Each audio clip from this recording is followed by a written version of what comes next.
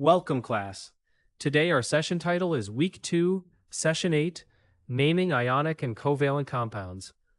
We will move slowly and make the chemistry understandable. Your goal is to name and write formulas for common ionic and covalent compounds.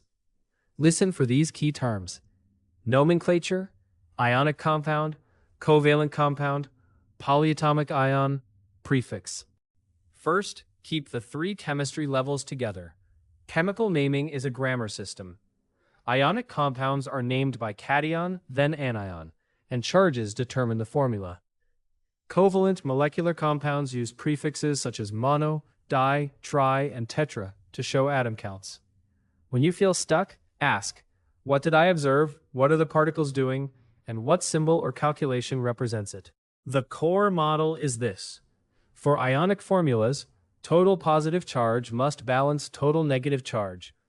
For covalent names, prefixes tell the subscripts directly. Do not rush to an answer. Build the model first. Then, let the model guide the calculation or explanation.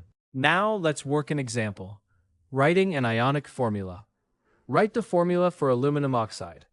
Aluminum forms Al3+, and oxide is O2-. The least common charge total is 6.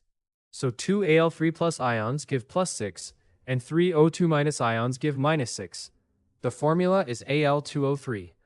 Notice how the answer comes from evidence and reasoning. Here's a second example.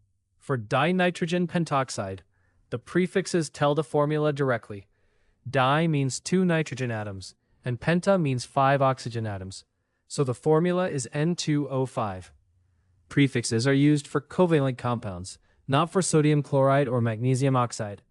Now answer this self-check. What is the formula for calcium chloride? A strong answer should include CaCl2. Hint: calcium is Ca2+, and chloride is Cl-. Before you leave, practice actively. Task 1.